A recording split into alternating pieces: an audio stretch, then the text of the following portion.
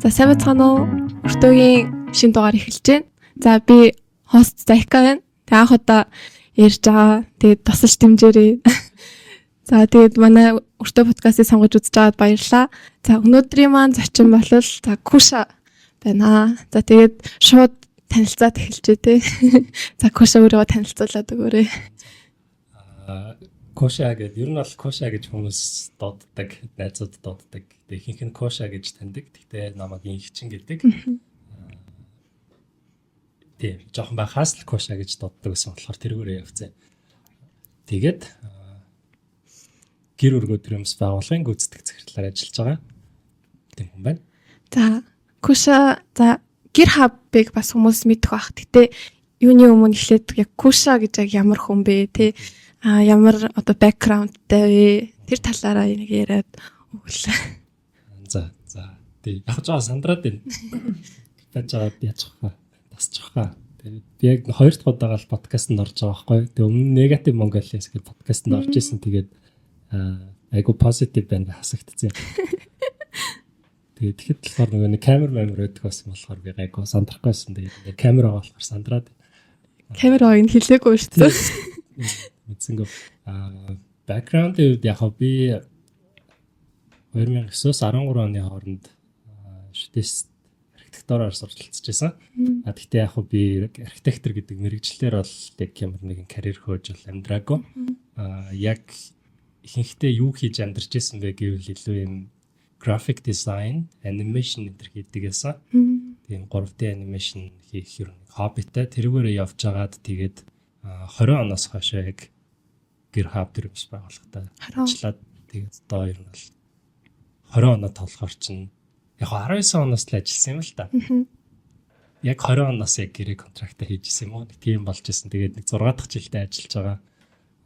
Тэгээд яг гэр хабынхаа үйл ажиллагаанд яг үйл ажиллагаагаа яг нэг бүр утгаар нь олж харснаас хойш яг нэг мэрэгжилтэйгээ илүү холбож исэн юмнууд хийвэл болох юм байна гэж үзээд ер нь бол буцаад салбарлуугаа нэг юм өөр өнцгөөс нь орсон гэх юм байна. Тэгээ явж байгаа.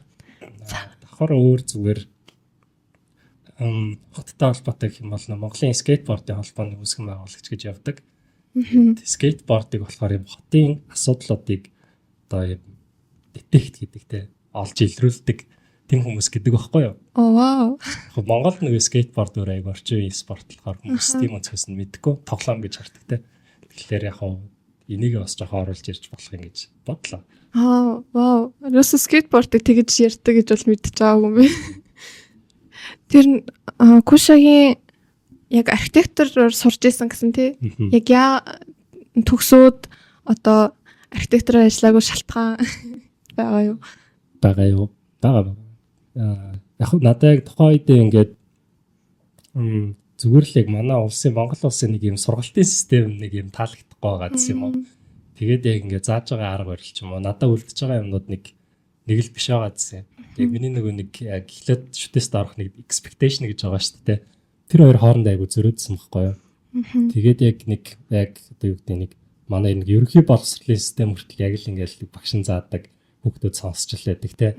Тэгэхээр яг багшийн ярьсан юм болох үнэн болох хэрэгтэй юм шиг те. Тэр нэг арга барил яг их сургуульд орсон ч гэсэн ингээд ижлэхэн л яваадсан байхгүй юу.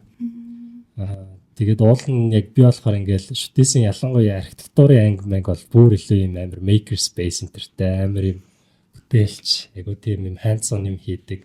Тиймэрхүү юм байх болоо өдр гэл төсөөлжсэн. Тэгэн гот яг л бас багшил яждаг.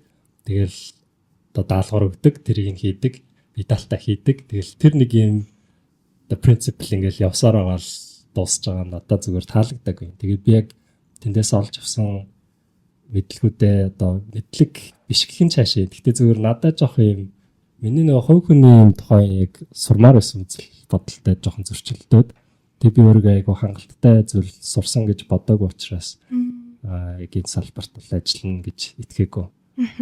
Тэгэхээр шүтээсийг буруутгаагүй өөрийгөө буруутгах шээ. Яг бас Монголд байгаа салбарын нэг ойлголт бас арай дутуу санагцсан болох юм тий. Expectation зурсан. Хүлээлт зурсан юм уу? Тийм тэгэл болцсон дөө. За тэгээд архитектурын яг тэр салбарын хүлээлтэн зөвшөөд тэгээ явж байгаа гэр хаб руу тэгээ орсон. Тэгээд гэр хаб Тэгвэл яг хүлээлтч хүрч чадсан уу? GitHub бол яг хүлээлтэнд хүрч чадсан. Гэтэ GitHub-ийн үүсгэн байгуулагч нэг гэж явах уу? GitHub ер нь хизээ үүссэн бэ? GitHub 2016 онд үүсгэн байгуулагдчихсан. Игчин Бадрон гэдэг энэ үүсгэн байгуулагч нар яг үүсгэн байгуулад тэгээд намаагаас игчин гэдэг нь шүү дээ. Тэгээд игчин гүйцэтгэх захирал хийж явдаг байсан. Тэгээд тэр үед би ингээд GitHub-д ажилд орчоод хоёр игчинтэй болсон. Хоёулаа ядж захад овг нь бэ. Тэгмээд ингээд имэйл өнтер хүртэл ингээд аяга асуудалтай боддогсон. Тэгээд за кошагаар явуул зүгээр юм байна гэдэг. Тэгээд миний бүх имэйл бүх ингээд юмнууд коша гэл тэгж явдаг байсан. Тэгэл ер нь бүрмсэн коша алдсан дөө. Тийм тэгэл явж байгаа. Яг юу нийцчихсэн бэ гэх юм бол надад яг одоо санаж байгаагаар яг ингээд ийм creativity гэдэг юм дандаа яг миний дотор ингээл бүх юм дээр байж хэвээр юм шиг санагддаг байсан. Тэгээд тэр нь айгүй их нийцчихсэн. Тэгээд миний GitHub-д орж исэн түүх болохоор би юм Lego тоглоомоор тоглож орж исэн байхгүй. Айгүй сайн уу. Тэгээд янз бүрийн газарт ажилд орохдоо ингээл ярилцлага өгөөл юм таск биелүүлээл хүмүүс ордон шүү дээ.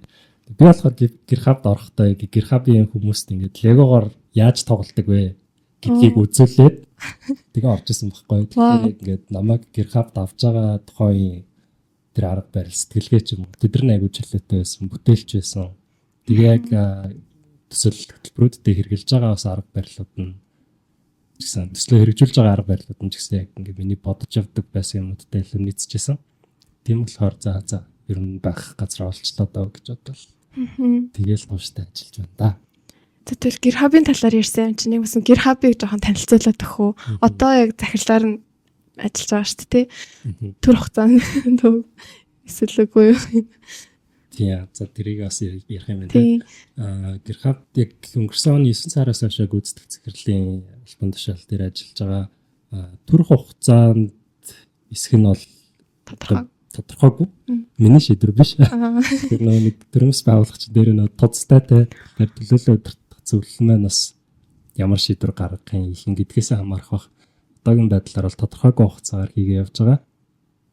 GitHub ер нь ямар үйл ажиллагаа явуулдаг вэ гэхээр яг анх одоо үүсгэн байгуулсан санаа нь болохоор ер нь Монгол гэрийг бас нэг юм дараачийн түвшинд навьч юм уу те Монгол гэрийг апгрейд хий гэдэг тэр санаанаас ер нь бол хэлсэн гэж би бол хувьдаа ойлгодог.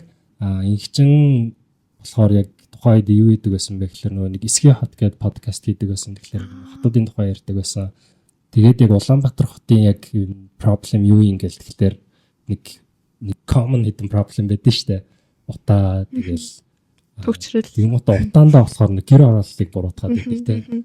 Тэгэхээр энэ зүйлүүдээс яг асуудал нь юунд байгаа энэ гэл яг явж байгаа л ер нь утаа их ялгаруулад байгаа нь Монгол гэр өөрөө ямар ч одоо insulation буюу дулаалга байхгүй те. Тэрнээсээ болоод маш их нүүрсийг төлж байгаа. Тэгээд тэрнийхээ хэрээр утааг бас produce хийж байгаа, бий болгож байгаа. Тэгэхээр Монгол гэрд ер нь нэг юм insulation ер нь хэрэгтэй байна. Тэр гэдгээд ер нь ажлууд ингэ явагдчихсан. Тэгмүүд Монгол гэрт дулаалга хийх гэдгсэн чинь Монгол гэр болгон өөр хэмжээтэй. Тэгэхээр нэг юм стандартаар ч юм уу дулаалга хийгээд ингээ масаар нь худалдаад борлуулчихаар тэр нь таарахгүй. Тэгэхээр гэр болгон дээр очиж хэмжээ авдаг ч юм уу. Тиймэрхүү байдлаар ингээд дахиад нэг асуудал үүсчдэг те. Тэгмүүд монголчууд яг Монгол гэрээ ер нь хизээс ажилласан ч юм уу. Ингээ жоохон судлаад үзсэн гот бид нэр Монгол гэрээ одоогийн байгаа хэлбэр төрсөөр нь бол ямар ч гэсэн 100 жил хэрэгжилж байгаа те. Гэхдээ яг сүүлийн 50 жилд нэг ардчлал гараад ч юм уу. Нэг зарим юмнуудаа өөрчилсөнтэй нэг хоёр багнаа зарим нэг болгодог ч юм уу. Тэ нэг жоохон твикүүд хийсэн л болохоос биш. Монголчуудыг Монгол гэрээ ерөөсөө ингээд дараагийн одоо нэг вершинд навигчаагүй ч юм уу. Тэ сайжруулаагүй. Тэгэхээр энэ дээр бас жоохон сайжруулалт хэрэгтэй. Эсвэл ядаж нэг юм стандартын нэг хэмжээтэй гэрүүд байдаг болчих юм бол тэр дулаалга гэдгийг туршихад бас болох юм байна гэдэг ийм санаанууд ер нь явж байсан. Тэгэхээр яг Монгол гэрээг л ер нь жоохон ингээд өөрчлөе, сайжруулъя гэдэг ийм ажлууд хийгдчихсэн. Тэрний өрөөнд бас нэг юм гэр плагин гэдэг бас нэг project хийгдчихсэн. Монгол гэрийн 3-1-ийг аваад дотор нь тэндээ нэг юм модерн загварын хэсэг нэмж хийгээд дотроо болохоор нэг ариун цэврийн бохирын систем, угаалт ордер гэдэг ч юм уу. Тиймэрхүү байдлаар янз бүрийн юмнууд ер нь туршаал явуулсан. Тэгээд GitHub яг ингээд хийж байгаа үйл ажиллагаануудаа болохоор илүү юм innovative ч юм уу те. Эсвэл нэг юу гэдэг creative тэгээд тэр үйл одоо innovative санаануудаа гаргахдаа яг иргэдийн оролцоотойгоор ер нь бий болгоно гэж л ер нь явдаг. Тэгээ олон улсын туршлагуудыг бас яг хөрсөн дээр Монголын хөрсөнд тохирох оруулж тэгж буулгаал ер нь туршия гэдгээл ийм санаануудаас л ер нь яваад байгаа. За тэгээл ингээл зөндөө юм басан.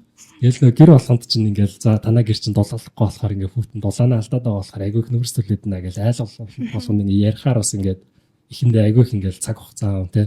Тэгмөөт ингээд за Монгол Улаанбаатарт амьдарч байгаа хүмүүсийн бас мэдлэг боловсрал мэдээлэл ингээд бас эрсдэс байна тий. Тэгэхээр ер нь нэг мэдээлэл өгдөг боловсролын бас хөтөлбөр байх хэрэгтэй байна ч гэдэг юм. Тиймэрхүү байдлаар бас дахиад нэг юм education pillar нэмэгдээд ороод ирж байгаа. За тэгээд энэ хүмүүстээ ингээд мэдлэг мэдээллийг нөгчөж байгаа юм чинь буцаагаад энэ хүмүүст ямар benefitтэй байх вэ?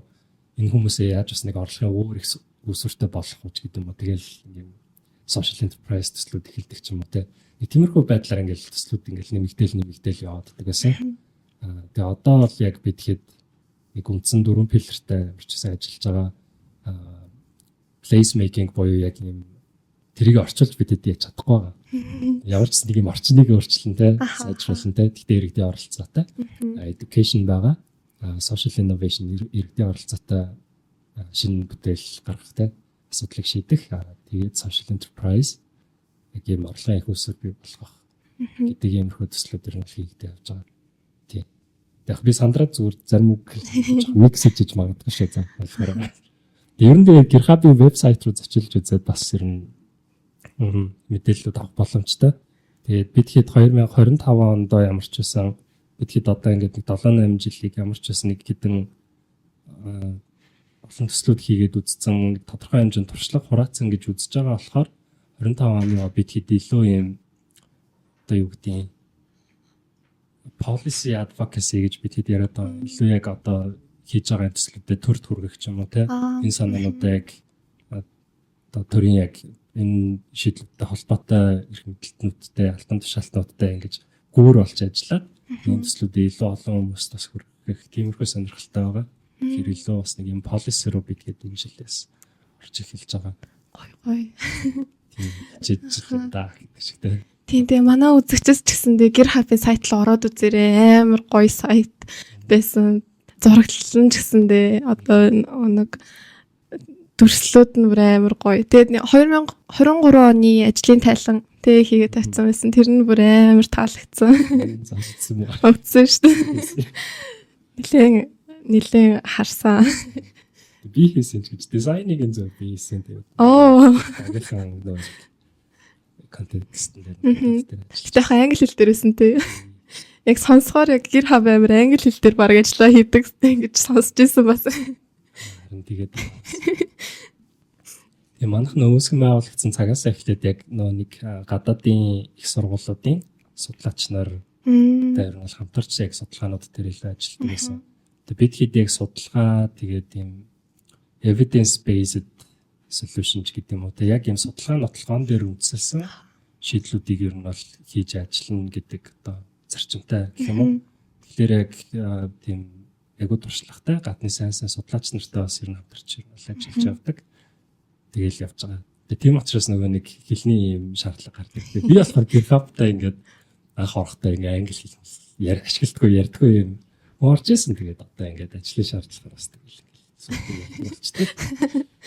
Тэгээд явж байгаа. Тийм манай подкастт бас GitHub-аас яг Кушаг өөрч оруулсан шалтгаан нь одоо яг хот төлөвлөлт барилга архитектурын салбараас ондоо юм шиг санагдаж байгаа ч гэсэн тий яг уг нэг юм байгаа даа байхгүй юу тий бид нар чинь ер нь бол яг нэг орон зайг л өөрчлөхгүй тэнд хүн л амьдруулах гээд хүнийг л яг гоё амьдруулах гээд байгаа даа шүү дээ. Тэнгүүд янз бүрийн өнцгөөс нь харж байгаа. Тэнгүүд архитекторууд маань ч юм уу эсвэл яг ингээд нөгөө нэг бариад явж байгаа хүмүүс нь бол яг тэр нөгөө захиалагч одоо амьдарч байгаа хүмүүсээ бас мартчихдаг гэж санагдаад байдаг байхгүй юу. Тэнгүүд GitHub-ийнхаа яг тэр одоо талыг нь олж хараад тий бас ингээд иргэдийн оролцоог бас дэмжиж тэг явж байгаа нь нэлээд таалагддаг. Тэгээд бас одоо яг өнөөдөр ер нь яг ярэ гэж авсан сэдв маань креативтэй байгаа шүү дээ. Тэгээ Куша маань өөрөө ч гэсэндээ нэлээд креатив бүтээлч тийм хүн байгаа юм. Тэгэнгүүт ер нь за одоо шууд одоо сэтгэлөөгөө ороод тий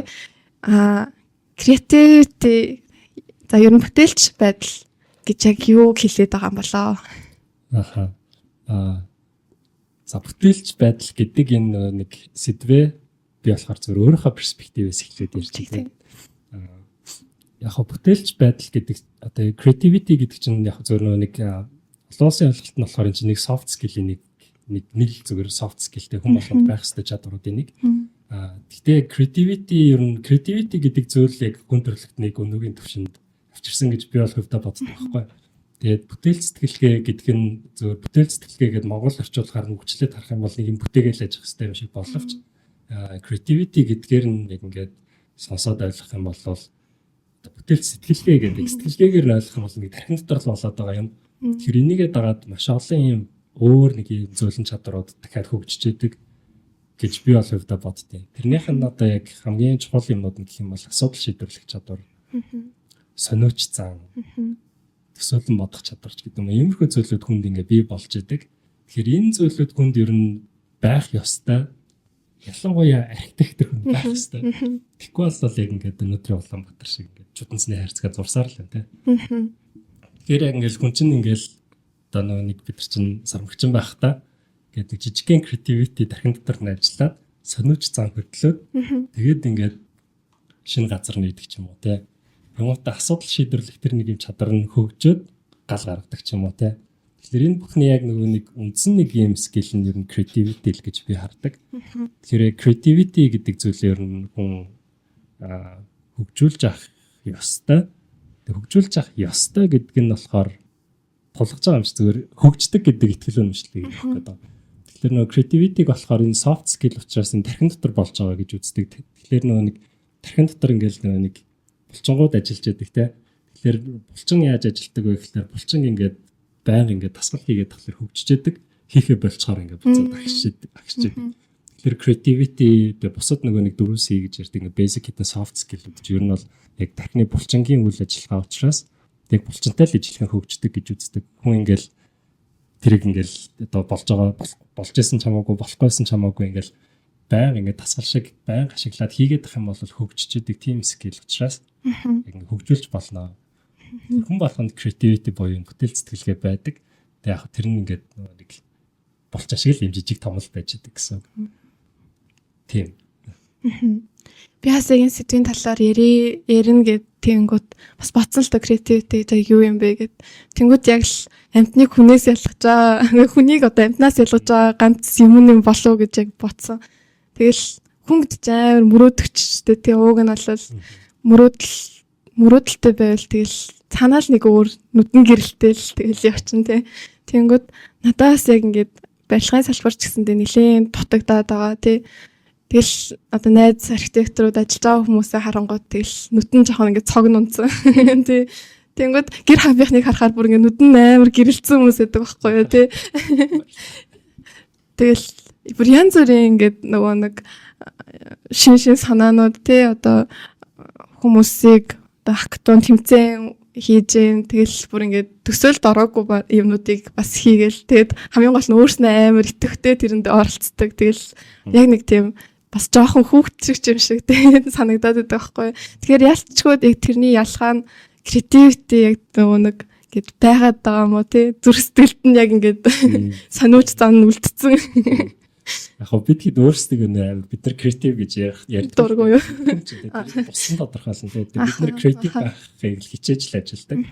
Тэгэхээр яг ингээд зүгээр л яг ингээд өдөр тутмын ажил хийдэг байгууллагуудаас илүү ялгаатай илүү creative байх гэж хичээж ажилладаг гэсэн үг. Яг хөө нэг creative байх гэж бас ажиллахаар чинь нэг ямар нэг арга зүй ч юм уу бидэд нэг юм техник ч юм уу те нэг метод байх хэрэгтэй те. Тэгээ бид нар тэрэндээ юу ашигладаг вэ гэхээр ер нь бүх төсөл ч юм уу тодорхой яг ингээд human centered design буюу design thinking гэдэг метод ер нь хэрэглээ явцдаг. Тэгээ бүгдээрээ зөвхөн толгой дотроо мэдчихэдэг болохоор тэр зарчмаараа л ингээд явцдаг.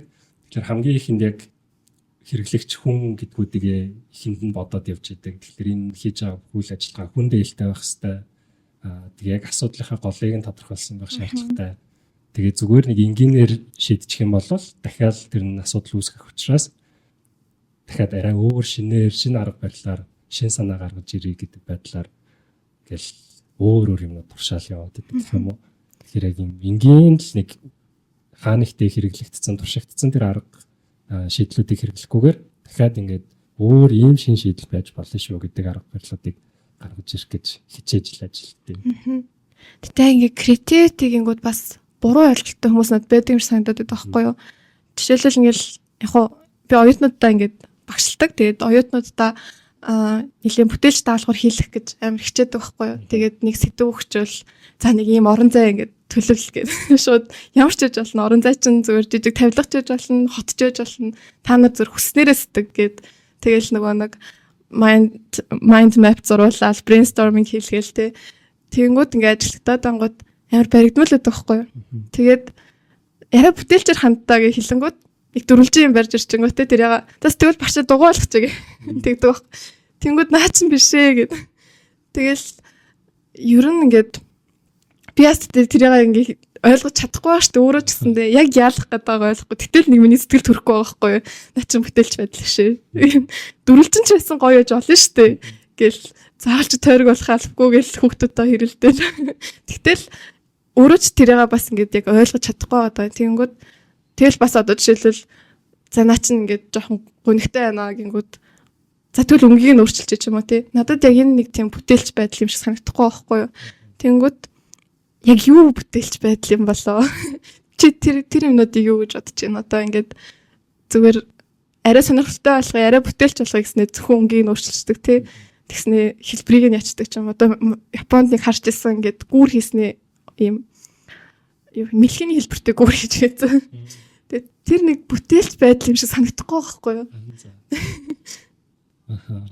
Яг хоо зөвөр надад бүтээлч байдал гэдг нь миний хувьд юу юм бэ гэхлээр ингээд өмнө нь нүдээр үзэж байгаагүй, чихээр сонсож байгаагүй, тэр зүйлээ төсөөлж чадчихвэл одоо бүтээлч тэрийг ингээ ямар нэгэн байдлаар хүнд танилцуулахоц одоо зурдаг ч юм уу те баримл хийдэг ч юм уу те тэгчгэн бол ингээд бас тэр нэг байхгүй зүйлийг гаргаад ирж байгаа нь бас бүтээлчлэх.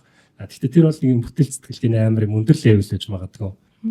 Булчин гэдээ ярьсан болохоор одоо энэ чинь ингээд нэг юм юутай олчлаа шүү дээ. Чадвар нь ингээд жижиг том байж болдог гэд бодож болохоор олчлаа шүү дээ. Тэгэхээр яг юм хоёр туйл биш. Тэгэхээр янз бүрийн бүтээл сэтгэлгээ зүгээр янз бүрийн левелд гарч ирэх байх гэж бодож байна. Миний хувьд болохоор зүгээр бүтээл сэтгэлгээгээ одоо юу гэдэг юм. Яаж тэр бүтээл сэтгэлгээ гэдэг зүйлээ ажилуулах уу гэдэг дээр илүү анхаарч ирнэ явт юм уу? Тэгэхгүй яг ингээл нэг өдөр тутмын ажлынхаа нэг юм тойрог зам байдаг шүү дээ. Нэг рутинд орчдөө шүү дээ. Тэгээд тахлаар яг нөгөө нэг юм хайрцаг ч юм уу систем гэдэг юм руугаа ороод гэдэг юмнуудыг яг л нэг хэвэн бодоод эхэлдэг. Тэгмэд эндээсээ яаж гарах вэ? За өнөөдөр жоохон өөрөөр бодъё ч гэдэг юм. Тиймэрхүү байдлаар ер нь толгой дотор айгүй юм симулейт хийгээл А вариант, Б вариант гэл ингэж явуулах юм байна. Тэгэх юм бол юм байна гэл тиймэрхүү байдлаар явдаг. Бас нэг юм уруугаар нь би айгүй юм юмнуудыг төсөөлөх дуртай. Тэгэхээр ингээд дундаас нь шин юм айгүйх гарч ирдэг. Жишээлбэл одоо яг Улаанбаатар хот тэр хүмүүс яг проблем бол бүгдээр хараад байна шүү дээ. Утаагаал хараад байна те. Төвчрлэл хараад байна те. Тэгмээд би болохоор ингээд заримдаа зүгээр ингэж төсөөлдөг байхгүй. Улаанбаатар хот ерөөс утаагүй. Тэгмээдээ ингээд хоёр найз ингээд гадаа тоглож ирсэн. Манай хот утаатай байсан бол ямар их байсан бол гэд ингээд хоорондоо ярьж ин ч юм уу те. Тэгмээд нөгөө найз минь юу гэж хариулах бол те. Пэста нэр тэгвэл нөгөө найз гэдэг юм уу гэж ярих байсан да. Тэгэхээр энэ одоо өнөөдрийн танарч байгаа бас бүгдээрээ эндээс явахыг хүсэж байгаа нэг л ойлгомжтой юм байна шүү дээ ч гэдэг юм. Иймэрхүү байдлаар нэг юм одоо асуудлаа нотолдог ч юм уу те. Тиймэрхүү байдлаар ингээл байнга толгой дотор нэг юм хачаач юм бодоод ер нь явж байна. Яг бүтээлч төр шийдлээ гаргахтаа болохоор ер нь ганцаараа байхаас жоохон зайлс хийдэг. Яг ганц хүний шийдэл хийцэж шийдэл болтгоо гэж би боддог. Уул нь архитектор хүмүүс ганцаараа бас шийдэж болно те. Гэхдээ орчин үед яд юм бол таа. Яг архитектор гэдэг хүн чинь уул амар лаг хүн шүү дээ те. Уул нь амар лаг хүн те. Ийм ахлах тогооч шүү дээ. Гэхдээ яг Монголд нэг юм commercial системээр ажилладаг болохоор гэдэг. За тэр тийм яг ганцаараа шийдэл гаргахаас ер нь бол айгу зайлсхийдэг. Багаараа сууж байгаа л дундаасаа ингээл галзуу санаа хэрэгжиж болох санаа гэлэг brainstorming зарчмуудыг ашиглаад тэгмээдээ яг ингээл тэр дотроос чи ингээл юмнуудыг нь санаануудаа ингээл хооронд нь нийлээл combine хийгээл үзэнгууд чинь шин санаа гараад ирдэг байхгүй. Тэгээ ингээд өмнө нь хэрэгжиж байгаагүй, өмнө нь хин нэг хийж үзэж байгаагүй ч юм уу, өмнө нь хаана ихтэй бид нар сонсож байгаагүй, харж байгаагүй. Тэр санаагаа за энэ нь бол өнөөдрийн түвшин бас creative, innovative шин санаа гэж үзээд за энийг хийж үзье гэл тэгээ явцдаг. Тэгээ болохгүй бол дараачих руу нурдаг ч юм уу. Тэгээл явдаг. Тэрээс яг бүтээл санааны, бүтээл сэтгэлгээний бүр яг юм ноён оргил санаа манаа гэж байхгүй хаа. Байхгүй. Бас бах гэж би бодчих та. Хязгааргүй шүү дээ тий. Төсөөлөл мөрөөдөл хязгааргүй шүү дээ. Тэг яг хуу бүтээлч байдал зааж би юу ярих гэж бодож илээ. Яра сая бүр амар нэг асуулт бэлдсэн байжсэн аа. Гинт өөр юм бод. Боос хайчлаа тий. Аян ангил гэж. Юу ярих гэж. За. Тэгээ бүтээлч байдлыг ер нь яг ингээд бодохоор өнгөцгөн биш. Тэгээ цаад бүр юмны утга учирыг яг ингээд бодоод тэгээ цаад тэр одоо яг шалтгааныг юм ч юм уу тий бүр тийм deep одоо гүнлүүнд бодож ээж бүтээлч санаа яг чихнээсээ тий бүтээл санаа гарч ирдэм болов гэж би бодоод байгаа байхгүй юу. Тэгэл одоо бүтээлч байгингууд наадахын хэлбэрийг нь өөрчлөлөө гэж тэр чинь шин санаа болохгүй шүү дээ тий. Цаад яг философиг юм ч юм уу баг өөрчлөөд одоо сайн хэлсэн шүү дээ нөгөө нэг эхлээд нь асуудлаа биш бүр өөр зүгээс хартаг гэдэг юм уу тийм байдлаар ер нь хандж бүтээлч юм гарч ирдэм болов гэж би хувьдаа зөв боддتي. За хүмүүс чинь асууж дуусгасан нь харилцсан. Асууж байгаа. Би болохоор нөгөө нэг бүтээлч сэтгэлгээ гэдэг ингээд толгой дотор олоод байгаа юм яриад байгаа. Тэгэхээр бүтээлч санаа гэх юм бол энэ магадгүй ингээд хэмжигдэхүйн зүйл болчихж магадгүй. Тэгээ хэнийг танилцуулж байгаа. Тэгэхээр одоо энэ бүтээлч санаа ч юм уу энэ аяг бол бүтээлч санаа гэхлээр энэ эцсийн үр дагаврыг нь ярьж иж магадгүй. Тэгээ амар олон талаас нь л ер нь харах бах. Жишээлбэл нөө салбар болгондоо өөр байдлаар тэр бүтээлч сэтгэлгээ ажиллах болов гэж би бодож байна. Жишээлбэл чи хөгжимчин байсан бол шал өөр бүтээлч сэтгэлгээ чинь ажиллах ч юм уу те. Гэл за Моцарт юу гэж бодож исэн бол гэж бодож байгаа бол ямар эмо юм бэ. За тэгвэл одоо яг энэ шиг эмо филингийг би нэг ийм хөгжмөр ингэж гаргая гэдэг юм уу те. Шал тэгэхээр ингэ салбар болгондоо бүтээлч сэтгэлгээ жоохон өөрөөр ажиллаж идэг баг. Тэгэхээр яг ерөнхийд нь ярьчихад бас жоохон бас хэцүү байж магадгүй. Тэгвэл салбар гэж ярих юм бол тэгвэл шууд өөрснийхөө одоо байгаа салбарлоо тий орё л та. Тэгвэл за архитектур, за хот төлөвлөлт тий за ер нь бол орон зайг үүсгээд байгаа энэ салбар ер нь бүтээлч байдал яаж гарч ирнэ гэж бодож байна. Одоо ер нь Монголын байдлаас ямар вэ тий тэр талаар ярил. Амар том сэдв. Жагс лоргүй тэгэхээр тэгэл ингээд зүгээр яг Кушагийн санааг сонссомоор байгаа. Тий. Яг Улаанбаатарыг одоо Монголд айгүй олон асуудал байна те. Энийг зүгээр хүмүүс ядаж нэг юм нөгөө талаас нь хараад жоохон өөдрөг эхлээд байх хэрэгтэй гэж би зүгээр хувьдаа бодож байна. Амар олон асуудал байна гэхэлэр энд хийх юм маш их байна гэсэн үг. Тэгээ ингээд бүгднгийн шийдсэн байх юм бол энд юу ч болж өрнөхгүй те. Ингээл хүмүүс яг ингээл өглөөс ирээл тэгээл явж байгаа л гэртээ арай унтаалтай. Тэгэхээр энэ олон асуудлууд байгаа учраас биднэрт ингээд толгоогоо ажилуулах, сэтгэн бодох ингээд хийх юм зөндөө байна. Тэгэхээр ингээд энийг гоё челленж гэж хараад тэгээд ялангуяа архитектор юм бүтээлч салбарын хүмүүс бол энийг юм челленж болгож хараад за энийг өстө шийдчихье гэл нэг юм одоо чиний хэлдгэр гэр хапынхаа шиг ингээд баясалтай явжээвэл ер нь зүгээр баг. Тэгэхгүй бол тэгэл яг ингээл асуудал нь шийдэгдэхгүй байгаа л байна. Яг хөө зүгээр яг манай улсын хэмжээнд бол хотын хэмжээнд бол мэдээж нөхөн ам нь ингээд overpopulate хийсэн те. Ингээд багтахгүй байгаа. Тэгэхээр энийг бүтээлчээр яаж шийдэх вэ? Тэр гэдэг дээр бүр илүү олуулаа хамтдаа сууж байгаа чин санаа гаргуул зүгээр баг. Тэрнээс яг хэн нэгэн дарах ч юм уу хэн нэгэн байгууллагын удирдагч нэг санаа гаргаад тэрийг хэрэгжүүлээд яваад байвал угаасаа хэрэгжихгүй бүтэхгүй тэгээ гэр хаби одоо гаргаж байгаа шийдэл санаануудыг ч гэсэн ингээл яг хөрсөн дээрээ буугаал underground ингээл гэр сурчлын бүст хийхлээр чинь тэрийг нь бас ингээл таалах нэг хүмүүс байна, таалахгүй нэг хүмүүс байна тий. Тэгэл хүн болгон чинь ингээл өөр зан ааштай. Тэгэхээр эдрийгээ бас ингээл дахиад нэг сэтгэлгээтэй болох гэж нэг ажил хийн ч гэдэг юм ингээл зөндөө хийх юм байгаа. Тийм.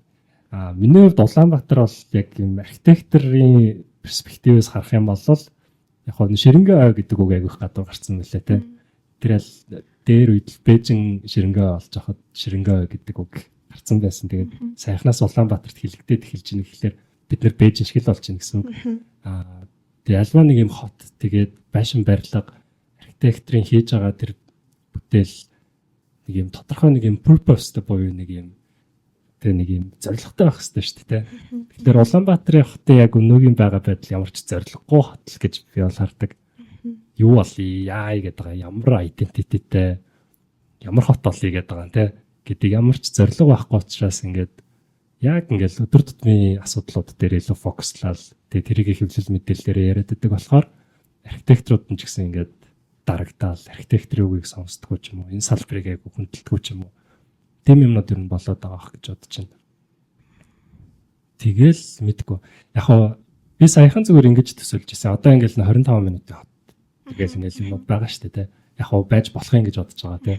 Гэхдээ ингээд тэрийг өшөө олоолаа ярьж байгаа хийсэн болол тий. Нэгэнт тэнд ингээд хүн цугларсан газрыг дахиад хот гэд нэрлэх юм болол шилжилт хөдөлгөөн дахиад нэмэгдэн тий.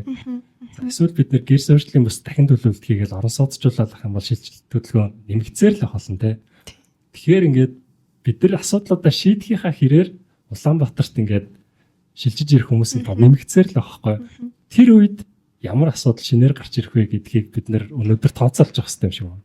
Ялангуяа хот төлөвлөгч нар тэгвэл бол яг өнөөдрийнхөө төлөвлөгөөгөөр хийчих юм бол тэр биелснээ дараа дахиад ингээд шилжилт хөдөлгөөн нэмэгдчихлээ гэдэг шинэ асуудал дахиад гарч ирээл дахиад гэл заазаа шиг мурай гэж сууж иж магадгүй. Тэгэхээр ялангуяа архитектор барилгын салбарын хүн хот төлөвлөгч нар бол бүр ингээд нэлээд алсын хараатай. Тэгээ тэднийг ингээд simulate хийн гэдэг нь ингээд одоо юу гэдэг simulation гэж яддаг шүү дээ.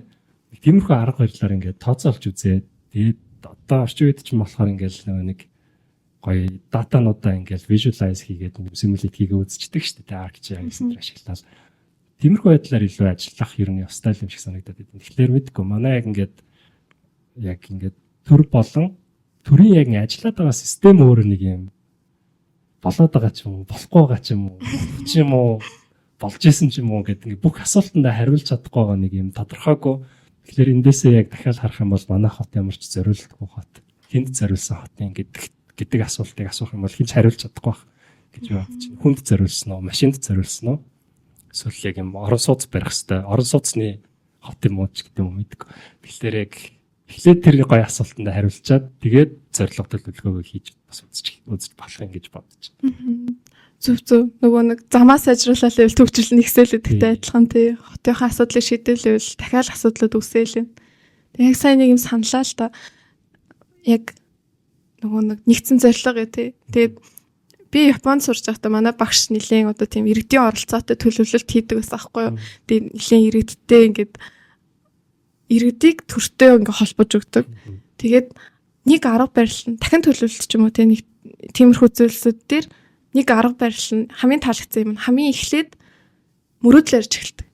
Юус асуудал яриулдаггүй. Тэгээд иргэдийг ингээ цуглуулчаад тэгээд энэ бол нэлээд иргэдийн оролцоог дэмждэг болохоор иргэдийг цуглуулчаад тэгээд иргэдийг цуглуулгатай ч гэсэндээ зөвхөн ингээ залуучууд ч юм уу тий ажиллаж байгаа хүмүүсийг биш ихэвчлэн хүүхэд хөгшчүүдийг амар оруулахыг хичээдэг. Тэгээд бүгднийг суулгаж байгаа. Тэр нөгөө барьж байгаа хүмүүсийн ч гэсэн бүгднийг суулгаж байгаа.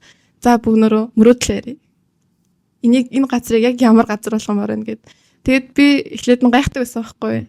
Аян зүгээр нэг нөгөө нэг icebreaker юм байна да гэж боддог байсан. Тэгсэн чинь бүр цаанаа утга учиртай байсан юм лээ. Яагаад гэвэл ингээд асуудал яриад эхэлчихвэл нөгөө уртаа байгаа нэг за энд нэг шат дутуу энд шат нэмчээ ч юм уу те энд нэг юм дутагдаад энийг нь хийчихье гэдэг юмнууд нь л гарч ирээд байдаг. Тэгмэд мөрөөдлөө ярингууд тэнд шат байх юу хэрэг байсан юм уу гэдэг талаас нь бодож эхэлдэг гэж байгаа байхгүй юу. Тэгэл одоо манай хот ч гэсэндээ бүгнөр мөрөөдлөөр яг ямар газар амьдрмаар байгаа ингээ ярих юм бол шал өөр бас юмнууд байж болох юм те. Тэрийг гээд саналаа. Тийш. Иргэдийн оролцоотой гэдэг нь яг одоо бид хэдийн нөгөө нэг зорж хийгээд байгаа л бас нэг арга барил. Гэрхад ер нь бол яг бид хэд болохоор яг ингээд шууд төр дээрээс шийдвэр гаргаал маа гэл доошо бүх юмдаа ингээд одоо юу гэдэг дуур шимийг нь хүртээдэг биш те. Доороосоо эхэлж сонсоод тэгээд дээдэлтэй очичоод тэгээд ингэ хийж эхэлдэг. Тиймэрхүү арга барилаар л ер нь явуулах гэж үзээд байгаа. Тэгээд яг иргэдийн оролцоотой шийдлүүд гэдэг ер нь тийм зарчмыг л ер нь байнга хэрэгэлдэг. Тэгэхээр бид нар ингээл одоо тэр суурьшлийн хүмүүст ажиллахдаа хороотой нь эхэлж ярьснаа. За ямар асуудал байна гэж хаад ажиллаар нь хийдгүү.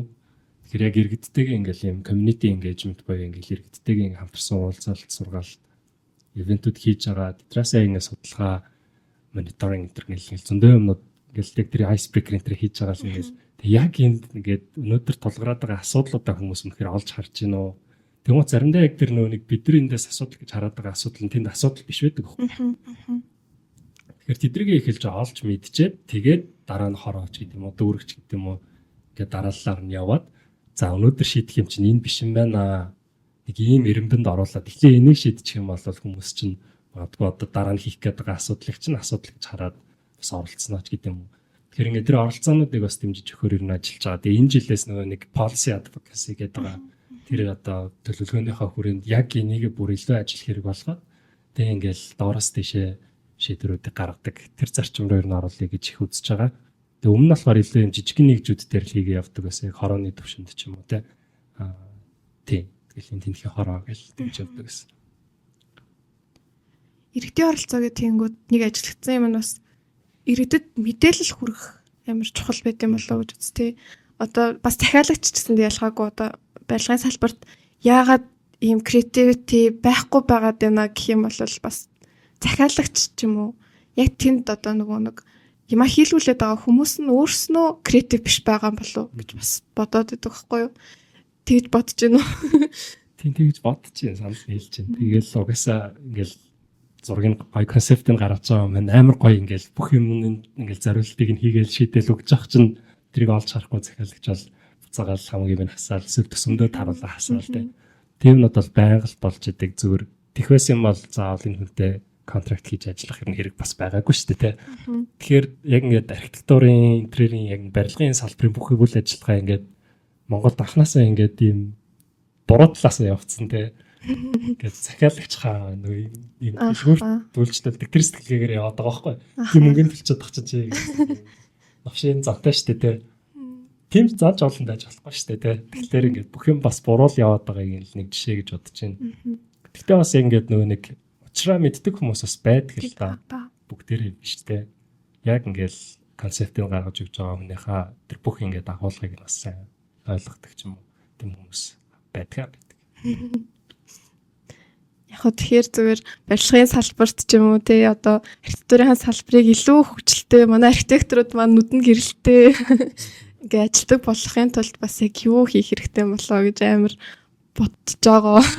Тэгээд яг хөө нөгөө нэг илүү креатив байх ёстой гэдэг зүгээр төр ингээд нөгөө ноорон дүрмэн дээр ч юм уу тий барыг тавиад өгчих юм бол илүү амар санагдаад байгаа байхгүй юу? Бас тий. Барыг нөгөө нэг захиалагчтайгаа ингээд одоо хөгжүүлээд ингээд хэлжсэн оронд барыг төрн илүү бүтээлч байгаад тий төрн бүтээл санаануудаа дэмжиж явчих юм бол гоё юм санагдаад байна. Тэгтээ тэр бүтэхгүй л хальтаа хэцүүлэх хальтаа бас тэгээд мөнгө яригддаг болохоор тэгтэл амар ууг нь ингээд хот гэдэг чинь амар гоё юм. Хүн болгон өөр өөрсдийнхөө хүссэн юм а хийгээд амар жаргалтай бие биентэйгээ ингээд харилцан уулзалцаал ингээд байж ах хэвээр юм гэж би зүгээр боддог байхгүй. Тэнгүүд одоо ингээд харангууд манай ингээд салбарынхан архитекторууд гэсэндээ бүр нэг ингээд дарлагдсан. Тэгээд бүр нэг ингээд нүднийх нь гэрэл нь бүр байхгүй болсон юм шиг санагдаад байна. Тэгээд тийм болохоор яг гэр хабын хийж байгаа юмнуудад амар дуртай. Тэгээд улам илүү бас хийгээд яваарэ. Полисигаа сайн хийрээ. Надад чинь нэг ийм жишээ бодож саналаа. Тэгээ манайх нөгөө нэг Сонгинайхан дүүргийн 43 дахь хороонд нэг ийм олон нийтийн төвтэй байхгүй юу? Тэгээ тэр олон нийтийн төвийг болохоор Хонконгийн их сургуулийн Rural Urban Framework гэдэг архитектурын фирм яг зургийг нь бидэрт ер нь бол гаргаж өгч ирсэн. Тэгээ тэрийг гаргахдаа болохоор гэрхабын ажилдаг одоо зарчмуудыг бас ер нь үндэслээд тэр нь юу вэ гэхлээр бид хэд ер нь бол яг Улаанбаатарт бол Монгол гэр байх ёстой гэж боддог талын хүмүүс байхгүй юу? Зарим хүмүүс бол бүх гэрийг байхгүй болох гэдэг нь шүү дээ. Дахин төлөвлөлт хийгээлээдэг. Тэгэхээр бид нар юу гэж хардаг вэ гэхлээр Улаанбаатар хотын өөрийнх нь яг нэг оригинал форм буюу анхных нь бүтцэн өөрөө Монгол гэр л байсан тий. Хүрээний зохион байгуулалттай баруун зүүнээрээ хуваагдсан. Тэгэл Монгол гэрүүд л ээждэг байсан тий. Тэгэхээр энэ манай identity, өв соёл. Тэгэхээр энийг ямар нэгэн байдлаар авч үлдэх хэвээр. Тэгээ авч үлдэхийнхаа тулд одоо ингээд тухайн нэг одоо болохгүй байгаа асуудлуудаа шийдэл явах хэвээр тий. Дулаалцдаг ч юм уу, цахилгаан чимчээр халаадаг ч юм уу гэж юу нь явах хэвээр. Тэгээ яг ингээд гэр суурьшлын хүмүүст ажиллахаар бид хэд нэр гэр хороолох гэж бас ярьдаг юм. Гэр суурьшлын хүмүүс гэж. Гэр хороолох гэлдэг чихэр нэг юм хүмүүс шууд нэг юм гэж жоохон муухай юу талцсан. Тэгэхээр бид нэр гэр суурьшлийн хүмүүс гэж бас ярих дуртай. Тэг гэр суурьшлийн хүмүүстэй ингээ ажиллахаар бүр яг ингээд нөө нэг газраа эзэмшсэн өөрөө гэрээ бариад яг олон жил амьдарсан хүмүүс чинь тэндээ ингээд бүр ингээд дөрвөлжлүүлээ амьдрах хүсэлтэй байдаг байхгүй юу? Яг энэ чигээрээ Монгол гэртээ тэг ингээд эзэн хааш ингээд ваа гэдэг ингээд амьдарч явах нь илүү гоё гэж үздэг. Тэг яг нэг юм 50-50 болол талцчихдаг л та. Тэг зарим нэг нь болохоор ихэнхдээ залуучууд байдаг те. Монгол гэр төр төгс соёл маялаасаа холдсон сургууль дээр нь заахаа болцсон юм уу яасан юм. Зааж байгаа ч гэсэн мэдрүүлэхээ болцсон ч юм уу. Тэгэхээр ихэнхдээ юм залуучууд болон арай жоохон ахмад насны хүмүүсийн хооронд нэг юм гапууд үүсэж байна. Залуучуудын дунд гап үүсэж байна. Гэхдээ нэг юм 50-50 гэж юм хэлж болно. Гэхдээ одоо тэр нөө ингээд тэр газартаа ингээд эзэн нь болоод гэртээ амьдрмаар байгаа хүмүүсийг ингээд хүчээр бас ингээд явуулах чинь бас нэг бас л нэг ээлгүүл шийдэл шүү дээ. Тэгэхээр энэ бүхнийхээ бас ингээд балансыг нь яаж бодох юм гэж бодох юм ихтэй. Тэгээд тэр нөгөө нэг архитектурын фирм маань яасан бэ гэхээр манай олон нийтийн төвийн одоо концептыг хийхдээ энэ л харахтаа нэг юм далийн мэлээ гэсэн нэг хүлэмжийг байшин байгаа ч гэсэн концепт нь болохоор Монгол гэр ихгүй. Тэгээд тэрийг гэр inside гэр гэж нэрлэдэг. Гэр доторх гэр гэж нэрлэдэг. Тэгээд яг Монгол гэрийн бүх нөгөө нэг функцүүдийг нь авч үлдсэн. Тэгээд манай олон нийтийн төв болохоор ингээд хоёр юм layer, хоёр давхраг хэсэгтэй. Тэр нь болохоор дундлын хэсэг нь болохоор нөгөө нэг халуунд одоо нөгөө нэг халуун гарыг нь бэлтждэг. Хөдөнд болохоор бас ингээд дотроо нөгөө дулаан алталтыг бууруулцдаг. Тэнгуут яг өвлөө үйлрэл гадаагс 15 байлаа гэж тодтик гаргац ч юм уу. Тийм зөрүү бол ер нь үүсдэг. Тэгээд яг халуун эсрэгээр халчих юм бол яадаг вэ гэхээр Монгол гэр шиг бүх хаяас өхнө гэдэг шиг ингээд бүх халуун гадагшаа онгоочдаг. Тэгээд нэвт салхилчдаг, эсрэгхэн болчдаг. Тиймэрхүү байдлаар хийсэн. Тэгээд тэрийг болохоор яг барихтаа иргэдийн оролцоотой барьсан байна. Тэнд байгаа бүх ингээл иргэн тойрныхоо хүмүүсийг цуглуулаад ингээл хамтарлаар те иргэдийн оролцоотой барьчихаар хинч одоо тэрийг зөрүүлээд нураа гэдэг ч юм уу. Тийм сэтгэл төрөхгүй байхгүй. Тэгэхээр ялангуяа энэ барилгын салбарт байгаа хүмүүс тийм үйлчилгээний зураг төсөл энэ төр хийж байгаа бол иргэдийг нь оролцуулаад хийчихвэл бараг бас тийм одоо нөгөө нэг захиалагчтай хэлэхдээ ингээд хүмүүс чинь ийм хүмүүс байна те. Тэгээд таны энэ санаач нь болохоор энэ 10 хүн дээр дарагдаж байна ч гэдэг юм. Тиймэрхүү байдлаар үзэж таруулсан яа гэм бол гэж бодлоо. Тэгэхээр зөвөр нэг тийм жижигхэн юм үйл ажиллагаан дээр ч гэсэн иргэдийн оролцоо байж ах юм бол илүү хүчтэй байх юм болов. Тэгэл иргэдийн оролцоо. Тэг би ч гэсэн иргэдийн оролцоог ер нь бол амар зөв гэж үздэг байхгүй. Тэгээд нөгөө нэг сая хэлсэн шүү дээ. Хүн өөрийн юмдаа амар өөр юмсыг ханддаг. Тэнгүүд төрөөс ямар ч гоё юм хийж өгсөн эсвэл хорооноос нь ямар ч гоё юм хийж өгсөн тэрэнд өөрийн үзлээр хандахгүй болол тэрийг нураан нэвтэн. Тэг хүний мөн чанар юм шиг байна. Тэгээд том хот төлөлтийн номнууд дээр ч гэсэндээ хүмүүсийг өөр нэмийг нь хийлэг, өөр нь будуул, өөр нь дизайн гарга, ядад цэцгийг нь өөр нь тариул гэд дандаа тийм юмнууд байдаг. За тэгээд өөр саяны одоо гэр доторх гэр гэсэн тэ төсөл байгаа. Өөр одоо танаа гэр бас оролцсон гоё тийм жишээ байна уу? Иргэдийн оролцоотой ч юм уу тэ гэсэн жишээ. дахин найруулагч тэндээс шигээ даалахаар ийшээ орч идэв. Тэгээ бас яг саяын жишээ тэгэл холбогдох юм байна гэж одоо ер нь орчвол зүгээр л юм. Улаанбаатар цэцэрлэгт хүрээлэн гэдэг Rio Tinto өөрсдийн хөрөнгөөр төвчилсөн гой цэцэрлэгт хүрээлэнтэй боллоо шүү дээ. Сая Та нар очижсэн уу? Нээсэн тий. Тэн дээр болохоор гэрх бас тодорхой нэг хэсэг дээр нь ажиллаж байгаа. Тэгээ би хэд болохоор программинг буюу тэмдэглэх ингээд олон нийтэд зориулсан хөтөлбөрүүдийг энэ нь бол хариуцж ажиллаж байгаа. Өөр бас JSCon Green гэдэг яг өдөр тутмын нэг зөвлөгөө, сурвалжилгээ, maintenance-ийг нь хариуцдаг бас компани байгаа. Rio Tinto дээрээс нь oversee хийгээд ч юм уу нэг юм явуулсан гурвалсан нэг юм байдлаар Улаанбаатар цэцэрлэгт хүрээлэнгийн үйл ажиллагаа ингээд run-ыг явж байгаа. Зураг төслийг нь анаграм гаргаж ирсэн тий. Тэгээ зураг төслийг хийхдээ ч гэсэн бас нэг айгу иргэдэд зориулсан шийдлүүдийг бас нэлээд хийж исэн. Анаграмаас өмнө болохоор нэг креатив зургийнхан байх бас иргэдийн оролцоотой судалгаа энэ хийгээд бас юмнууд хийжсэн учраас бас ер нь гайгүй юмнууд болж байгаа гэж бодож байна. Энэ дээр болохоор яг иргэдийн оролцоо нөлөөлсөн хамгийн том нэг шийдвэр нь болохоор скейтбордын талбай гэж би бол хардیں۔ Яг тэнд нэг юм ерөөсөө нэг анаграмын зураг төсөлд байгаагүй нэг юм хэсэг газар ингээд хоосон байгаадсан тий.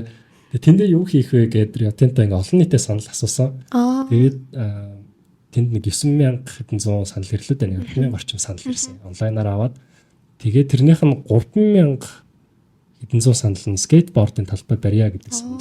Иргэд өөрөөсөө санал өгсөн байхгүй. Үлдсэн тоон болохоор ингээ хуваагдаад өөрчлөлт зэрэг. Дахиад ногоон талбайч гэдэг юм уу те. Аврал том ногоон байгуулсан. Тэгмээ тэндээс нь яг нөө саналаараа скейтбордын талбай гэдэг юм ер нь бол дийлээд орж ирсэн байхгүй их сонирхолтой.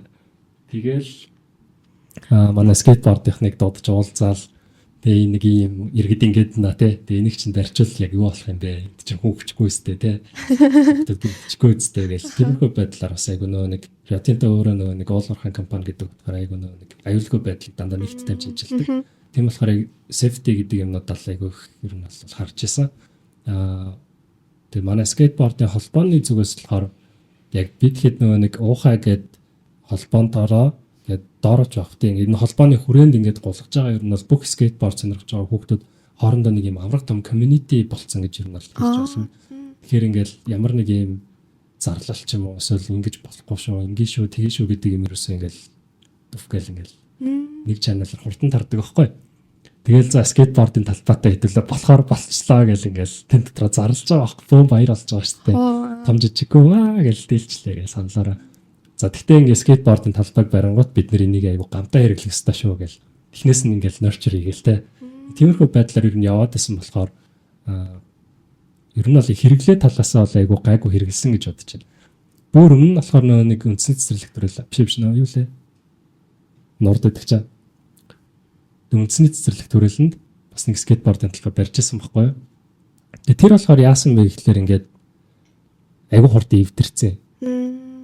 Тэгэхээр сая энэ Риотинта Улаанбаатар цэцэрлэг төрөлн дотор байгаа энэ парк болохоор ер нь ингээд эвдэрэхгүй байгаа нь за мэдээж барилгын бүтээцийн чанаруудтай холбоотой ч гэсэн нэг дээр нь гулгаж байгаа хүүхдүүд бас энийг айгүй их нэг хайрлаад appreciate хийгээд шүү дээ. Гамнаад шүү дээ. Тийм болохоор бас ингээд айгүй дажгүй байгаад байгаа. Тэгтээ бас ингээл сөргөмнүүд байнга болоод байгаа л да. Болж байгаа юу? Тийм болдог. Жишээлбэл ерөөсөө тэнд ийм скейтбордын community дуу хоолойгоор гэж энийг барихаар болсон. Энэ яг скейтбордын зориулсан талбай гэдгүүдийг ерөөсөө тийм мэдээлэл аваагүй, мэдээгүй хүмүүс ч юм уу те. Тоглоомын талбай байна гэж хардаг. Нэг жоохон хүүхдүүдтэйгээ яриад нэг жоохон хүүхдийн юм дагууттай энэ ингээл дотор нь орчдөг те. Тэмүүт чинь нэг чаахаа энэ болохгүй гэж ингээл хоорондоо үл ойлголцол үүсэл нэг тиймэрхүү юмуд айгүйх болж байгаа. Гэтэ яг энэ нэг илүү юм мэдээллийн чанартай зүйл болохоор ингээ баг багаар л ер нь бол зэгцрэх баг. Тэгээд Улаанбаатарт бас яг ийм хэмжээний скейтбордын талбай байгаа нь бас анхны тохиолдол. Тэгэхээр хин хиндэл шин байгаа. Ингээл гадаадд бол зүгээр хоогоор байгаа шүү дээ. Бүгд ингээ ойлгоцсон те. Энэ дотор скейтбордтэй өгтөд л голгож идэг. Миний өгт битээрд дайруулна. Тийм. Тэгмэд Монголд ч болохоор тэгж харахгүй байхгүй. Тэгээд аав ээж нар хэрэлдээл наа чин тофол байгаа шүү. Манай өгт наа чин доо ингэ. Баруун хүүхд аллаа маллаа гэдэг. Та нар өөрсдөө яваа гэх. Яавчээ гэх. Боо юм болдог. Тэг яг нөгөө нэг стандарт ч юм уу тэр нэг юм зураг төслийнхөө өнцгөөс харах юм бол тэрнээс яг юм ундаг дугуй энтерт угаасаа зориулаг байдаг байхгүй юу? Тэр юм рамп энтер гэдэг нэг радиус энтерийн хэмжээний скейтбордны тэр жижигхэн дугуйнд зориулсан байдаг болохоор том дугуйтай хөвгдөд очиж тэр дугуйны дундлын төмөр энтерээр зохиод энэ жижигхэн хагархаа эхлэл үүсчих юм бол тэр нь томроод скейтбордын талбай ер нь бол маш хурдан норж онж болдог байхгүй. Тийм учраас ингээд болохгүй зориулт нь бишээ гэдэг гэл нөгөөх тайлбарлаж ер нь хийлдэг. Тэгээл бас үзэж тагаал. Би бас тэр талбайгаар ч ямар гоё юм бэ гэж одоо. Тэгээ дараа нь Кушаг яг тэр нөгөө нэг скейтбордын холбоо үүсгэн байгуулдаг чингүүд нь бүр тийм байсан үү гэд. Тэгээд амар таалагдсан яваад байл яг мэрэгжлээ яг мэдсэн хүмүүсээр нь хийлгсэн болохоор тэгэхгүй бол бас одоо зүгээр нэг архитектор одоо зургийг гаргая. За энэ нэг скейтбордын талбай хийгээд үг гэх юм бол баах юм судлах ажиллагаар нь тэгээ судлаа гэд өөрөө унж үзэж байгаагүй хүн бас мэдэхгүй тийм болохоор яг ийм холбоонууд ямар нэг хүмүүс зориулж хийж байгаа бол тэр хэрэглэгчдээс өөрснөө асуух нь амар зөв юм шиг санагдаад байдаг байхгүй. Тэгэл наад захын одоо хөгжлийн бэрхшээлтэй хүмүүс ч байсан хамаагүй тэгэл тэр хүмүүсээс л асууж хальтаа очиод надад амар таалагдсан. Тэгээ ер нь Рио парк нилээн бас одоо ер нь уран гэд парк хамтдаа бүтээе гэсэн урайтай. Тэгээ телевизээр ч гэсэндээ нилээн гэд реклам хийдэг. Тэр нь нилээн таалагддаг. Тэр нь бас яг ингээд мэдээж энгийн хүмүүс иргэдийн оролцоо гэхээр хүмүүс яг дизайны талаар мэдлэггүй ч юм уу тий. Тэгэхээр яг тэр бүтээлд нь бол оролцож чадахгүй шүү дээ. Тэрийг бол мундаг мэрэгжлийн хүмүүс нь хийцэн дээр. Гэхдээ одоо ингээд сошиал медиа орчим уу тий эсвэл ивентүүдээр яг ингээд та нарын шүү гэдгийг нь байнга ингээд хүрэгдэг нэлээд таалагддаг. Тэгээ тэрэн дээр ер нь хаанаас яг тийм санаа гарч ирсэн бэ? Тий одоо нэг ер нь л тийм паблик паркуудыг сошиал аккаунттай парк штэ бүр тэр нь амар таалагдаад байдаг байхгүй юу. Тэгмээ тэр санаа ер нь хаанаас гарч ирсэн бэ? Тэр санаа болохоор ерөнхийдөө яг Rio Tinto-гийн одоо яг паркийн төслийн баг өөрөөсөө сайн ер нь бол ажиллаа айгу тийм улаан улсын төвшөнд хийсэн эхнээсээ тэгж хийсэн гэж надад би бол хардаг. Зүгээр л нэг юм парк барина гэдэг даалгавар биелүүлээгүй. Зөв парк гэдэг ойлголтыг бүр нь Улаанбаатарт бий болгоно гэдэг юм зорилготой хийцэн. Тийм болохоор яг эхнээсээ л парк хамтдаа бүтээ ийм талуудыг оролцуулна гэдгийг айгу сайн төлөвлөсөн байсан. Тэгээд одоо юу гэдэг яг гэл Монгол ийш чи явж үзээгүй хүмүүс муулаг шүү. Тэр энэ тентхийн паркууд болохоор яг ийм юу шүү. Ийм паркинг программинг гэдэг юмтай байдаг байхгүй юу? Хамгийн хүмүүсийн сайн мэддэг нь бол одоо нэг Central Park байгаа шүү дээ. Нью-Йоркийн амар том парк те. Тэр парк зүгээр л нэг ийм ингээл нэг ногоон байгууламж биш байхгүй юу? Тэр парк болохоор ингээд дотроо ингээд олон нийтэд зориулсан үйл ажиллагаанууд явж байдаг. Тэгээ тэр дотор ч бас экосистем байгаа. Тэгээд maintenance буюу өдөр тутмын ингээл засварлжлагнууд бүгд байгаа. Шинэ жилийн зуны гээл өвлийн зуны гээл үйл ажиллагаанууд. Тэгэхээр энэ бүх зүйлүүд болж байгаа юм бол энэ яг иргэдэд зориулсан парк болно гэдгийг бас Rio Tinto-гийн багийнхан аягуулсаа мэдчихсэн учраас тэр бүх зүйлүүдийг л ер нь байлгах гэж үзээд байгаа. Тэгмэд Монголд болохоор нэг юм иргэдийн оролцоотой иргэдрүүд зориулсан парк гэдэг ойлголт нь ч юм уу хэллэг юм ч юм уу ерөөсө хоногшоогүй байсан болохоор хүмүүс бас жоохон ойлгох байгаа тий. Одоо яг сошиал медиа дээр ирдэг нь болохоор ирдэг мессежүүд ер нь бол ингэж асуудаг хүмүүс айгүйх төлбөртэй юу. Хүүхдийн парк шүү дээ тий. Офлэдэд зориулсан юм ногоон байгууламж тэгэхээр төлбөргүй. Тэгэл хідээс хідэн цагийн хооронд ажилдаг бай. Асуудаг. Тэгээ 24 цаг аврахаа гэж байнга ингэж бичээл. Тэгэл сошиал медиа дээр болохоор brainstorm agency ажил brainstorm гэдэг компани гэдэг тэднийхээ ажилдаг. Манайх болохоор программинг хийдэг учраас бас communication дээр бас байж байдаг. Тэгэхээр ер нь хараад хахад нэг манай Улаанбаатарын нийслэлийн иргэд маань айгүйх нэг шинэ юм нэгтгэхээр за энэ нэг цагийн хуваартай мөнгө төлж орно гэл нэг тийм ойлголт шууд ихэнд нь байдаг шиг байна. Тэгэл анх нэгтгэхэд ерөөсөө айгүйх тийм мессеж ирдэг гэсэн. Хідээс хідэн цагийн хооронд ажиллах бай төлбөртэй юу? Тэгэл бүгд нэг үеч гэдэг юм те. Тийм үү дэвэр асуудаг гэсэн. Тэгэд GitHub-ийн яг одоо юу гэдэг зорж хийгээд байгаа ажил нь болохоор иргэдийг ингээд тэр парк дээр өдрө болгон ч юм уу ингээд эсвэл юм тогтмол хуваарийн дагуу иргэдийн оролцоотой ямар нэгэн үйл ажиллагааг тэнд бий болгосноор энэ нь иргэдэд зориулсан парка гэдэг тэр ойлголтыг нь одоо хүн нэг бүрт ингэж түгээх гээд байгаа байхгүй. Тэгэхээр яг манай үйл хөтөлбөрүүдэд ингээд оролцсон хүмүүс зөрүүлээд гэр бүлдээ очиод ч юм уу найз нөхөдтэй очиод энэ парк иргэдэд зориулсан парк юм байна гэдгийг өөрсдийнхөө сэтгэлээрээ дамжуулаад ингээд хилээд явах юм бол бас тодорхой цаг хугацаа өнгөрсөний дараа паркт маань ямар нэгэн гай гавшиг тохиолдлоо гэж бодоход иргэд бөөндөө ирээд туслаад нийлж байгаа одоо застаг ч юм уу те.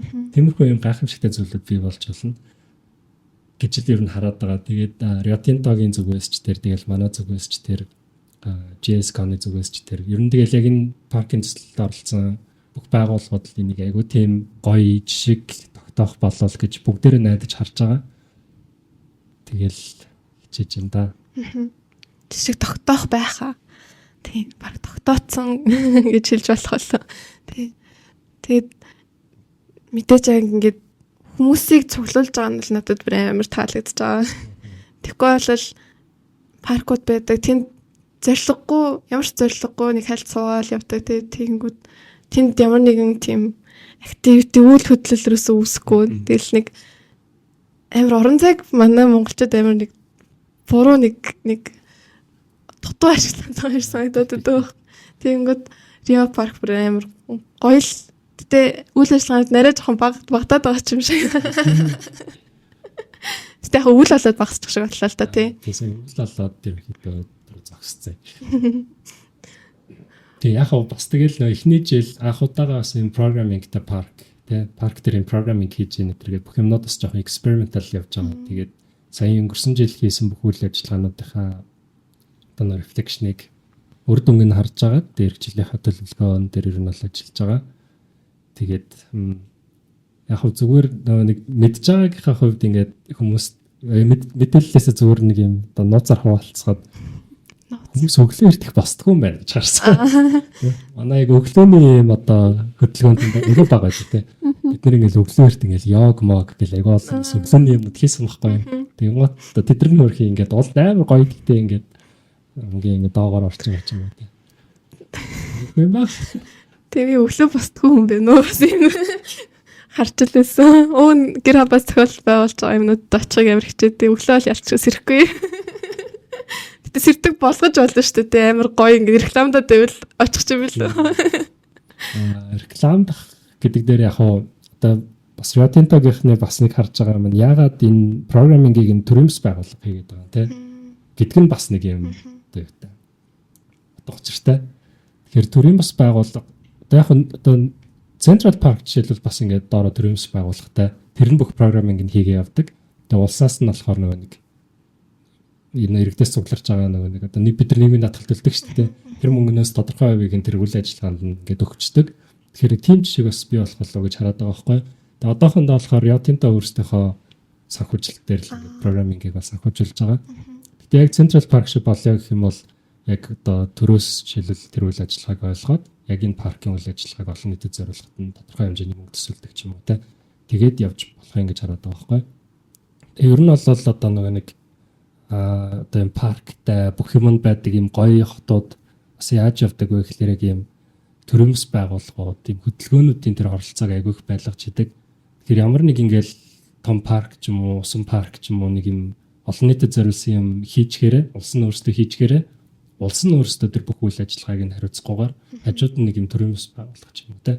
Тийм юм шинээр бий болгоод тэгээд тэрүүгээрээ дамжуулаад үйл ажиллагааг хийгээд нэг юм төрөмс байгууллага иргэд гэсэн нэг юм тэр нэг юм үйл ажиллагааны зарчмыг нь ер нь бол хийгээ яваад байдаг. Тэгснээр илүү үр дүнтэй бас болоод байдаг. Тэр өөрөө бүх юмаа л хийгээд байгааг нь одоо бас Монголын бас нэг асуудал шүү дээ. Тэр бүх юмаа төр жоохон бүтээлч байгаад те одоо креатив байгаад арай шинэ юм бодож эхлээд одоо энэ системаар явахгүй байна. Нэг шинэ юм бол яваа те гэж бодож үзэх хэрэгтэй юм шиг. За тэгээд манай подкастын маань цаг нэлээ өгч байна. Тэгэхээр яг хоо тэгэхээр сая бол яг нөгөө бүтээлч гэдэг сэдвээр ярьж авч байгаа иргэдийн оролцоолоос орчлоо тий. Тэгээд ингээд яриад нөгөө нэг бүтээлч байдал маань өөрөө булчин гэдгсэн тий. Хамгийн сүүлд нь тэгвэл манай подкастыг бас нэлийн оюутан залуус үздэг. Тийм болохоор тэр бүтээлч байдлыг төлөв яаж хөгжүүлэх, тэр булчингаа төлөв яаж хөгжүүлэх юм гэдэг талаар яриад дуусах уу? Ингээл яг банк хийдэг юмнасаа өөр юм ер нь хийл гэж хэлээ да. Легоор тавал тэг ингээд легоны нэг юм дөрвөө нэг юм оо пистэй дөрвөө нэг юм лего чамд байж хахад чи тэрүүгээр ингээл маш олон variation үүсгээл янз бүрийн юмуд хийгээл лэж болно. Тэр ширээн дээр нэг тиймтэй ч юм. Эсвэл нэг юм янз бүрийн нэг юм гаджтууд байдсан шүү дээ. Ямар мэдгүй. Шууд очиод натаа аав гэж хэлмээр байгаа байхгүй. Би зүгээр өөртөө бол бүтээл сэтгэлгээгээ энэ булчингаа хөгжүүлсэн миний нөгөө нэг хэрэгслэн лего байсан. Тэгэхээр хүн болгонд өөр юм байж болно те. Эсвэл ингээ хаяа ингээ дахиндаа нэг юм масс өхийн тулд нэг хийдэг юм а байнга давтамжтай хийдэг юм а гинт нэг өөрөөр хийгээд үстэй. Тэгээ шүтээс дээр бол бас нэг ийм боломж байгаа гэж би бодож байна. Онцгой. Ингээд натурмарт энэ төр зурдсан штэ. Хар зургийнхаа хичээл дээр хэрвээ би одоо ингээд эргээд атсан болол нэг өдөр би тэрийг харандаагаар биш гэд ийм ягаан өнгийн болоор ч юм уу натурмарт зурчих байсан гэж би боддог байхгүй юу. Тэгэх юм бол би ингээд байнга хийж байгаа юм а дахиад нэг өөрөөр харна. Ижилхэн л тэнд гэрэлс өдөр гэдэг зарчмуудаа би ойлгож байна. Багшид тэр нэг өөр харагдан те. Тэгмэт миний дотор бүтээл сэтгэлгээ байна гэдгийг мань хоолж харах нь харахгүй юу гэдгээс би бас багшаагаа дүгнээр ч. Тиймэрхүү юм ингээд хаяа нэг юм сахилахгүйддаг ч юм уу те. Ер нь бүтээл сэтгэлгээ чинь нэг юм сониуч зан гэдэг юмнаас айгүй эхлэлтэй. Нөгөө талдаа зарим бас залхуурлаас бас их үүдэлтэй гэж ярьдаг те. Тэр нөгөө хийж байгаа юмдаа бүр залхаад тэгээд шинэ юм гэж үгүй эсрэгээрээ хялбархан болгоод тэндээс тэр хүртэл алхачих газрыг чинь заавал морин тэргээр туулна гэж залхуурсаар байгаа тэргийг бүтээсэн ч юм уу те. Тэгэхээр нөгөө нэг Тиймэрхүү байдлаар ер нь нэг жоохон ингээл байнга тавтагдаад байгаа нэгэн хэвийн зүйлүүдээ нэг өөрөөр хийгээд л үзэх юм бол тэр тасгалан л болоод байгаа. Бас яг одоо бүтээлч өөр юмнуудыг бас нэлээд харах хэрэгтэй байх тий. Мэдлэгийг одоо хүрээгээд хэлэх ч юм уу. Одоо нөгөө нэг байгаа юмаа хийгээд авах юм бол тэрнээсээ гарч чадахгүй шүү дээ. Тэгээ байгаа л газартаа байгаа л хүмүүстэй хамт байгаа гэвэл тэрнээсээ гарч чадахгүй. Тэгэхээр бас мэдлэгийн хүрээд хэлэх ёстой юм болоо гэж би бол оюутнуудаа тэгж хэлмээр санагддаг. Нэг нөгөө ганц Улаанбаатар байгаа байшнуудаа хараад ингээд тасцсан. Тэгэл нэг дөрвөлжинлээ байваад ирдэг. Тэр дөрвөлжинлээ байваад ирдэг тий. Наа чи бүтгээг дугуй болгочдөг. Яал яг Монголын архитекторууд гоё жидэнцний харьцагдлыг сайн зурдаг гэж боддог. Гэхдээ миний бодлоор мөн архитекторууд маань амар бүтээлч хүмүүс аахгүй. Ууг нь тэр нь ингээд мэрэгжлээ сонгоцсон байгаа нь хүртэл тэр хүмүүсийн ингээд зүр сэтгэлд нь ингээд гал уун байгаа байхгүй тий. Нийгэм бас жоохон тэгэл байх шиг. Харин тий. Яг би тэгж боддог шалтгаан зөвөр ингээд яг ингээд нэг юм дарагцаар архитектор гэдэг нэг юм сэлбэр байлаа гэж бодоход ингээд төсөв, захиалагч тэгээд ингээ орон зай одоо талбай гэдэг юмнуудаас болоод ингээд өөрсдөө нөө хайрцаглаад тэр хайрцаг гэдэг чинь өөрөө жутанцны хайрцагтэй тэр хайрцаг дотроо л ингээ явж байгаа орчдгоо л гэдэг санаа л гэдэг. Тэгэхээр зөвөр тэр онгоо шивөө гарч болно шүү гэдэг л да. За наатгаа нэг яг өрөө болоход тэгээд хоёлаа амар гоё ингээд хүчтэйгэр подкастад дуусах. Хүлгийн өрөө нь биш подкастны маань өрөө юм. Подкастны маань өрөө. Манай подкастны өрөө юу юм? Ямар нэг өрөө хэлдэг. Тийм. Би яг тийм ямар ч байсан болно. Тэгээд зүгээр л төгсгөл болох байт. За тий. Бүгдээрээ чүдэнцний хайрцагнаасаа гарч болно шүү. Гараарай. Тий. За баярлалаа. Көшөдөө энэ дугаарт хүрэлцээрсэнд баярлалаа. За